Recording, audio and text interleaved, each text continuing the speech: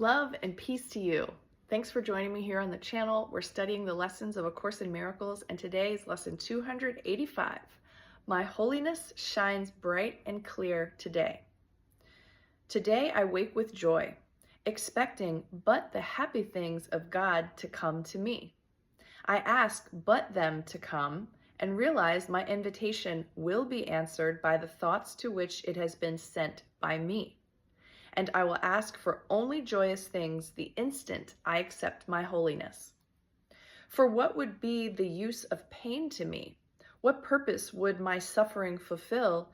And how would grief and loss avail me if insanity departs from me today and I accept my holiness instead? Father, my holiness is yours. Let me rejoice in it, and through forgiveness be restored to sanity. Your Son is still as you created him. My holiness is part of me and also part of you. And what can alter holiness itself?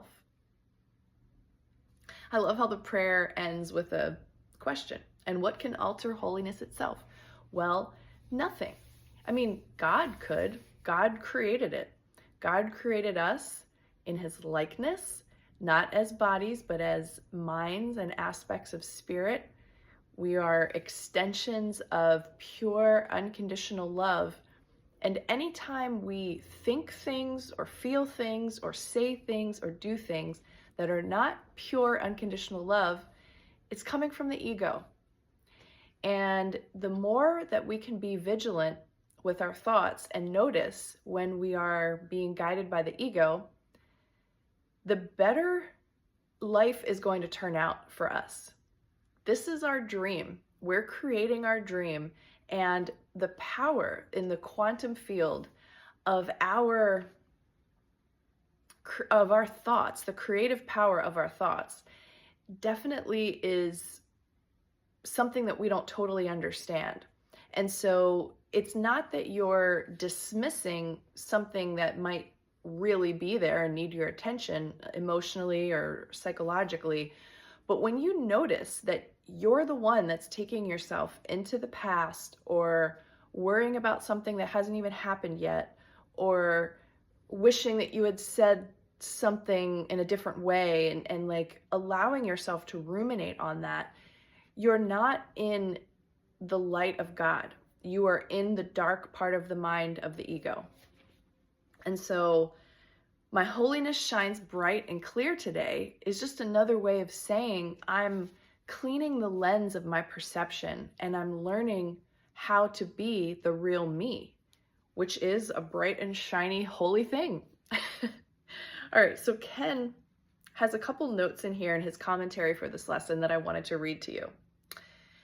Jesus underscores the purposive nature of our suffering, grief, and loss in the terms he used in the previous lesson. He informs us these are purposely chosen to reinforce the seeming reality of the separation and our separated self. However, when we choose the holiness of our self, big capital S, instead, and joyfully anticipate the lessons this day will bring, pain has no further use. Its purpose is gone, replaced by the Holy Spirit's forgiveness. Remember that life is our dream. And if we are in pain, it is to fulfill our wish to prove that the separation is real.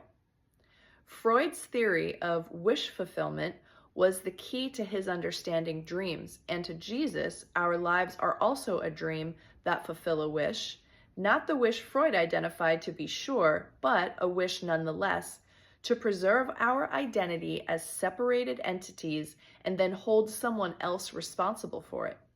Pain persuasively fulfills that purpose, for it establishes the reality of our physical and psychological selves, but that someone or something external to us is the cause of our distress.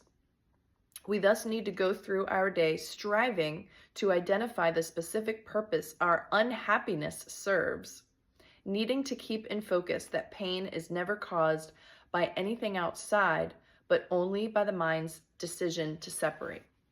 So it really starts to simplify things. If you think of anything that is painful to you, whether in your mind, emotionally, or physically, it's the ego using that thing as a way to prove that you are separate from God, not worthy.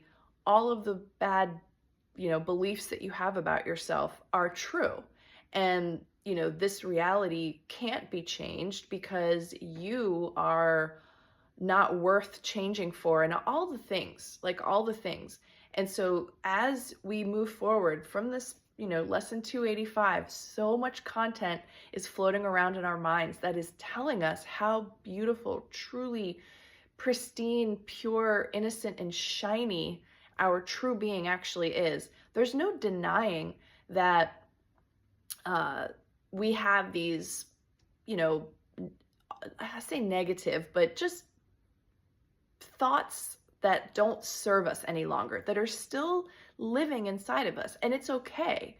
But when we reinforce statements about our holiness is shining bright, the ego is having a hard time with giving us the same old medicine and expecting to have the same effect, because we're learning, we're growing, we're changing, we're evolving. And this is all part of why we came here. Even though in truth, as it's explained in the Course, we're not really here. So that's another thing to remind yourself of as you try to, soothe your symptoms if you're having physical pain and you literally are suffering.